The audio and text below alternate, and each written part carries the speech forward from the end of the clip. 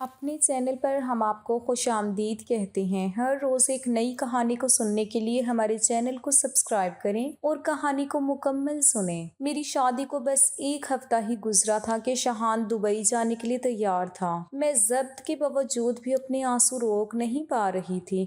ابھی تو میں نے اپنے شوہر سے جی بھر کے باتیں بھی نہیں کی تھی، نہ ہی اس کی سنگت کو ٹھیک سے محسوس کیا تھا۔ میری شادی 25 سال کی عمر میں ہوئی تھی، حالانکہ مجھے شادی کی خواہش 18 سال کی عمر میں ہی ہونے لگی تھی، کیونکہ میرا شمار ان لڑکیوں میں ہوتا تھا جو کہ کم عمری میں ہی غیر اخلاقی قسم کی ویڈیوز دیکھنے کی عادی ہو جاتی ہیں اور پھر شادی کی خواہش بڑھنے لگتی ہے۔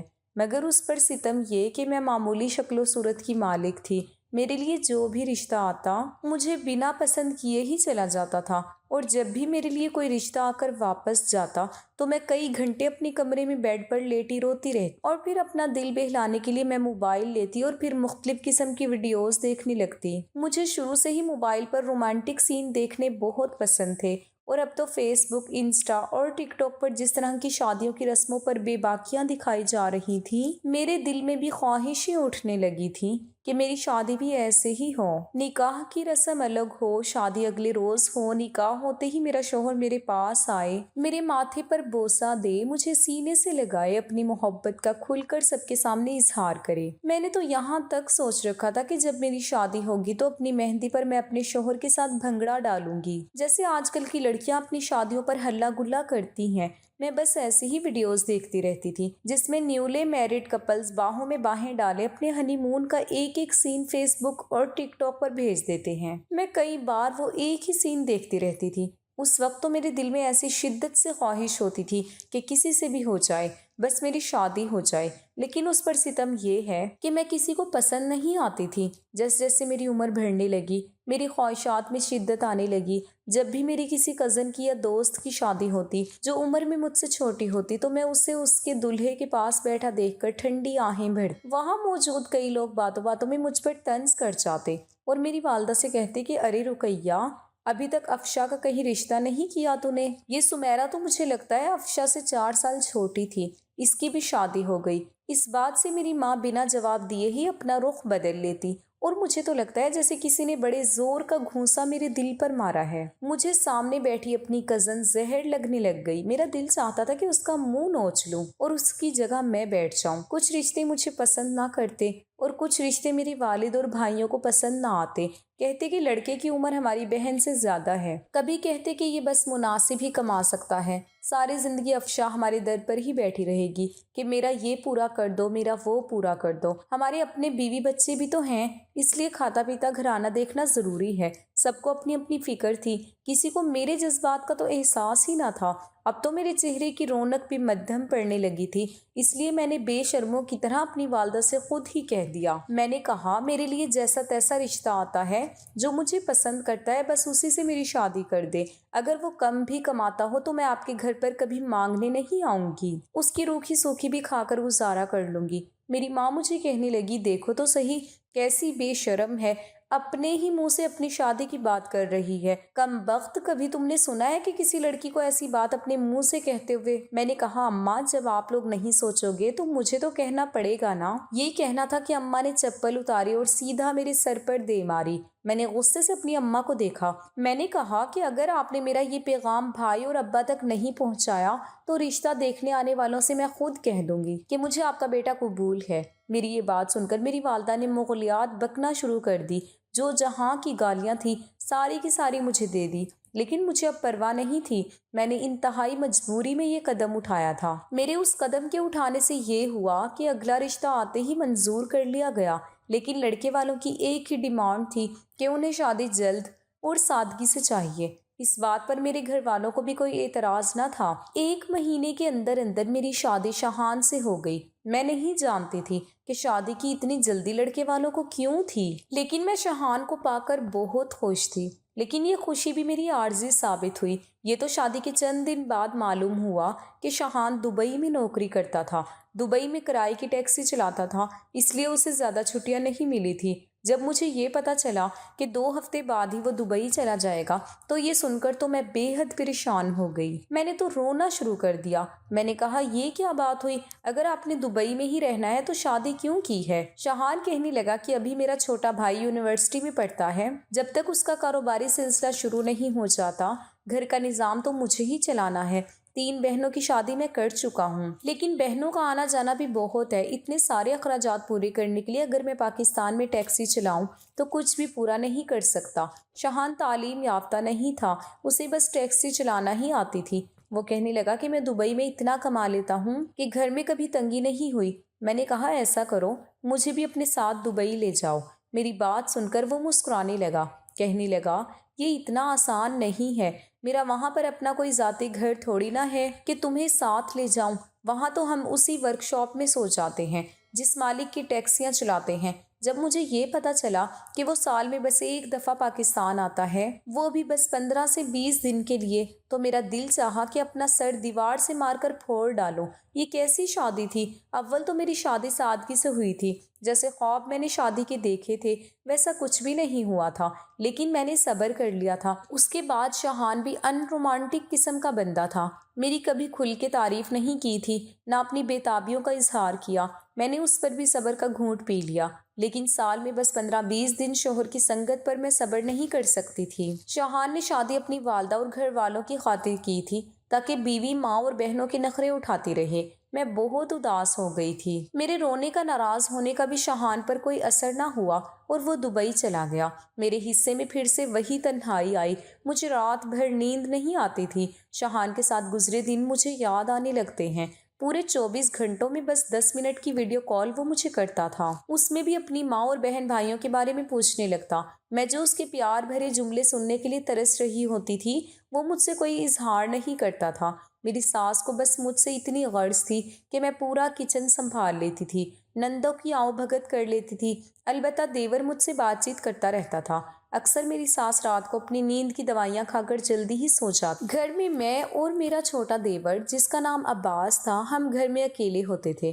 अक्सर रात का खाना भी मुझे अब्बास के साथ ही खाना पड़ता था। वो काफ़ी बातूनी किस्म का नौजवान था।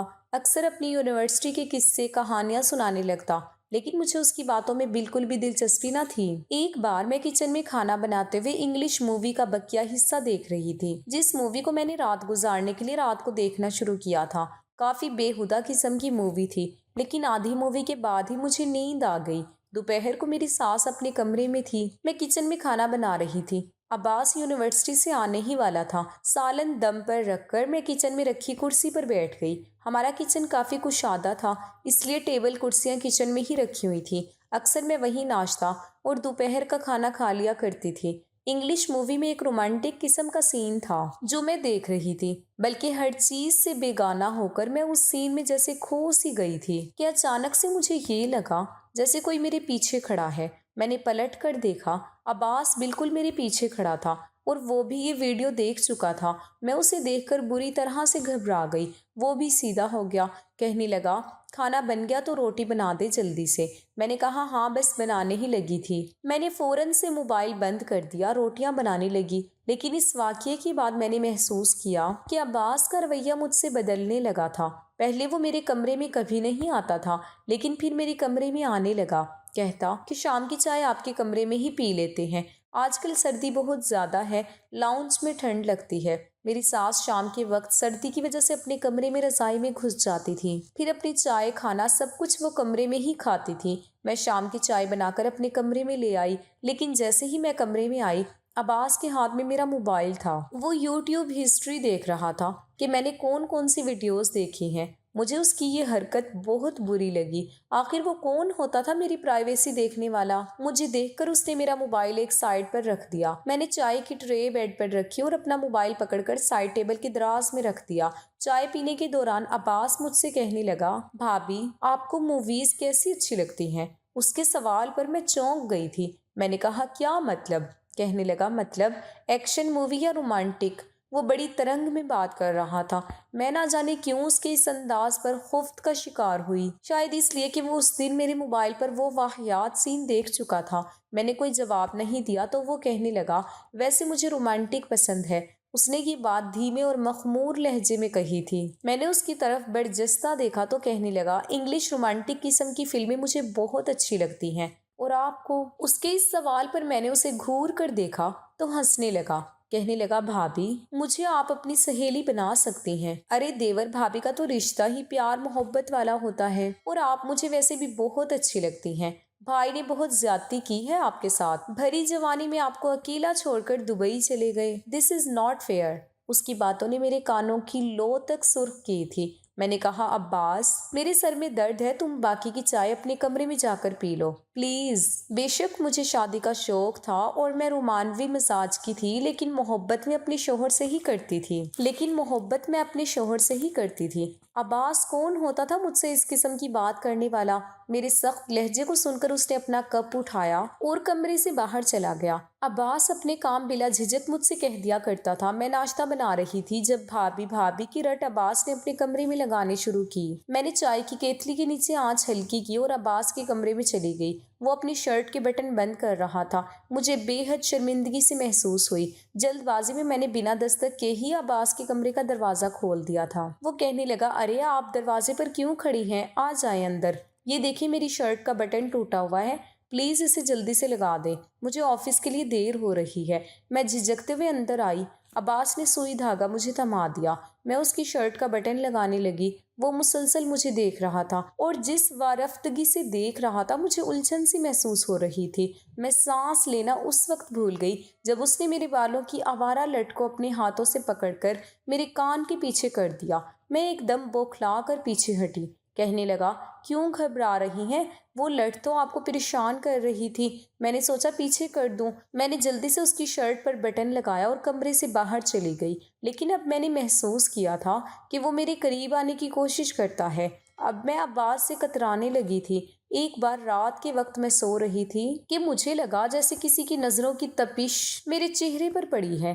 گہری نیند میں بھی میری آنکھ کھل گئی۔ میرے کمرے میں بس نائٹ بلب کی ہی روشنی تھی۔ میں نے اپنے پورے کمرے کا جائزہ لیا کہ آخر مجھے الجھن کس چیز سے ہو رہی ہے، جب اچانک میری نظر کمرے کی کھڑکی پر پڑی جسے میں ہر وقت بند ہی رکھتی تھی۔ وہ کھڑکی لاؤنج کی طرف کھلتی تھی اور آج وہ کھڑکی کھلی ہوئی تھی۔ میں حیران تھی کہ میں تو اس کھڑکی کو کھولتی نہیں تھی۔ میں بیڈ سے اٹھی۔ جیسے ہی کھڑکی بند کرنے کے لیے کھڑکی کے پاس آئی تو مجھے یوں لگا جیسے کوئی سایہ سا بھاگ کر عباس کے کمرے میں گیا ہو۔ پہلے تو میں سمجھ ہی نہیں پائی کہ وہ سایہ تھا کیا۔ مجھے خوف سا محسوس ہونے لگا۔ میں نے کھڑکی بند کر دی۔ اب مجھے خوف محسوس ہونے لگا تھا کہ پتہ نہیں کس چیز کا سایہ تھا۔ مجھے اپنے ہی کمرے سے ڈر لگ رہا تھا۔ میں اپنے کمرے سے نکل کر اپنی ساس کے کمرے میں چلی گئی۔ ان کے ساتھ جا کر لیٹ گئی، لیکن ان کے خراٹوں نے مجھے ایک پل بھی سونے نہیں دیا۔ مجبوراً مجھے اپنے کمرے میں ہی آ کر سونا پڑا۔ صبح ناشتے پر عباس مجھے دیکھے جا رہا تھا، پھر کہنے لگا، بھابھی، آپ کو بھائی کی بہت یاد ستاتی ہوگی۔ میں نے کہا، ہاں یاد تو آتی ہے۔ میری بات سن کر وہ کہنے لگا، پھر رات بھر آپ کروٹیں بدلتے ہوئے گزار دیتی ہوگی۔ بھائی کی سنگت یاد کر کے آپ کو کہاں نیند آتی ہوگی۔ عباس کی باتوں نے میرے ہوش اڑائے تھے۔ میں نے کہا، تم زیادہ ہی بدتمیز نہیں ہو گئے ہو؟ خبردار جو آئندہ مجھ سے ایسی باتیں کی۔ میری بات سن کر عباس وہاں سے چلا گیا۔ اگلے روز پھر آدھی رات کو میرے کمرے کی کھڑکی کھلی ہوئی تھی، لیکن اس بار میں جان گئی تھی کہ میری کھڑکی پر وہ سایہ کس کا ہے۔ وہ میرا دیور عباس تھا جو کھڑکی کھول کر مجھے سوتے ہوئے دیکھ رہا تھا۔ یہ دیکھ کر مجھے غصہ آنے لگا۔ کیسا بدتمیز شخص تھا۔ اگلے روز میں نے عباس سے پوچھ ہی لیا کہ وہ میرے کمرے کی کھڑکی میں کیا دیکھنے کی کوشش کر رہا تھا۔ میرے سوال پر وہ مسکراتے ہوئے کہنے لگا، مجھے آپ سوتے ہوئے بہت اچھی لگتی ہیں۔ یہ سن کر مجھے اپنے دیور پر غصہ آنے لگا۔ میں نے کہا، اب اگر تم نے ایسی حرکتیں کی تو میں تمہاری شکایت امی سے لگا دوں گی۔ میری بات سن کر عباس کو غصہ آنے لگا۔ وہ اس وقت تو وہاں سے چلا گیا، لیکن رات کو مجھے ایسے لگا جیسے کوئی میرے بہت قریب ہے۔ جیسے ہی میری آنکھ کھلی تو اپنے دیور کو اپنے اتنا قریب دیکھ کر میں بری طرح سے گھبرائی۔ میں نے کہا، تم मेरे कमरे में क्या कर रहे हो? वो कहने लगा, जब अपने कमरे का दरवाज़ा खोलकर सोओगी तो ऐसा तो होगा, फिर तुम्हारा शौहर भी यहाँ नहीं है। मैंने सोचा उसकी कमी मैं पूरी कर दूँ। ये सुनकर मुझे उस पर गुस्सा आने लगा। इससे पहले कि मैं बेड से उठती, वो बेशर्म शख्स मुझे अपने हसार में ले चुका था और मेरे मुंह पर हाथ रख दिया।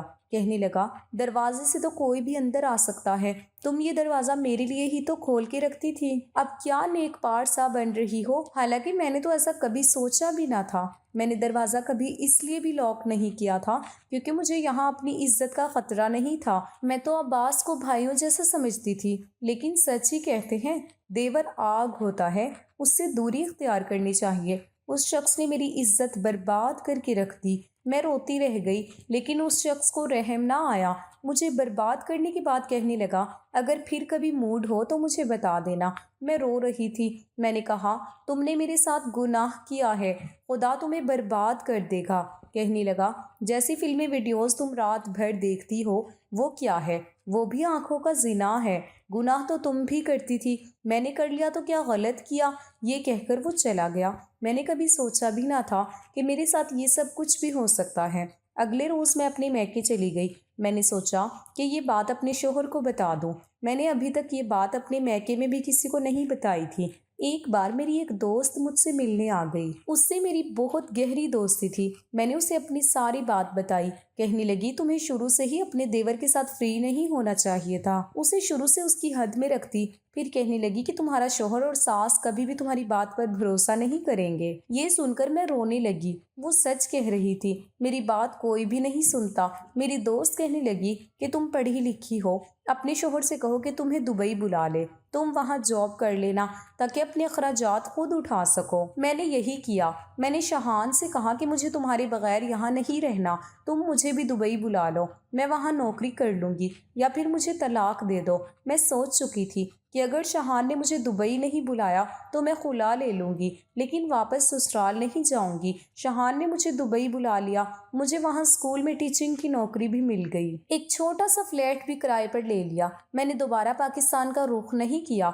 और अपनी ज़िंदगी को भी बदल के रख दिया था। मेरा गुनाह ये था कि मैंने अपनी आंखों की हिफाजत नहीं की थी। मैं गैर इखलाकी किस्म की वीडियोस देखती थी। मुझे कभी इस बात का एहसास ही नहीं था कि मैं कितना बड़ा गुनाह कर रही हूँ। जब मुझे अपने गुनाह का एहसास हुआ तो मैंने तौबा कर ली। रोज़ मैं सजदे में अपने रब के हुजूर रो रो के दुआ मांगती थी। मुझे अपने वजूद से घिन आने लगती थी। मैं बार बार नहाने लगती, लेकिन फिर भी मुझे लगता था कि मैं पाक नहीं हूँ। मेरे वजूद पर ऐसी गलाजत लग चुकी है जो कभी नहीं मिट सकती। मेरे सजदे तवील होने लगे। मेरी नमाज़ों में खुशो खुजू पैदा होने लगा। मैंने दोबारा कभी वैसी फहाश फिल्में नहीं देखी, लेकिन ये बात मुझे पहले किसी ने बताई भी नहीं थी कि बेखुदा और गैर इखलाकी वीडियोस देखना भी आंखों का जिना है। देवर की शादी पर भी सिर्फ शहान ही गए थे। मैंने कहा, मुझे स्कूल से छुट्टी नहीं मिल रही, मैं उस शख्स की शक्ल तक देखना नहीं चाहती थी। वक्त यूं ही गुजरने लगा। मुझे अल्लाह ने 2 बेटे दिए। 15 साल गुजर गए। एक बार मेरा शौहर जब घर आया तो बेहद परेशान लग रहा था। मैंने वजह पूछी। कहने लगा, बहुत बुरा हुआ है अब्बास के साथ। मैंने कहा, क्या हुआ है? कहने लगा, अब्बास की 14 साला बेटी ने किसी लड़के के साथ बदकारी कर ली है। अब्बास बहुत रो रहा है। उसकी बेटी हर वक्त मोबाइल में लगी रहती थी।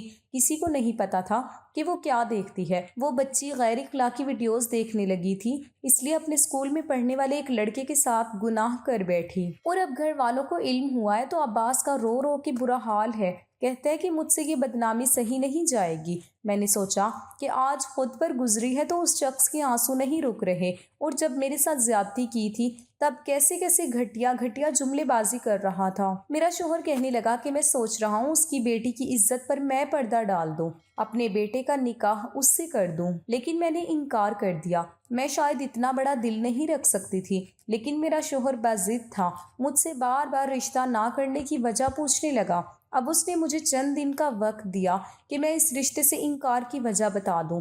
आप मुझे बताएं, मुझे क्या करना चाहिए? क्या इतना आसान होता है ऐसी बातों को फरामोश करना? मैं कैसे उसकी बेटी को अपने घर की जीनत बना लूं जिस शख्स ने मेरी इज्जत को दागदार किया था? आप बताएं। दोस्तों, वीडियो कैसी लगी कमेंट करके ज़रूर बताएं। वीडियो अच्छी लगी है तो इसे लाइक करें, शेयर करें और हमारे चैनल को सब्सक्राइब ज़रूर करें। अल्लाह हाफिज़।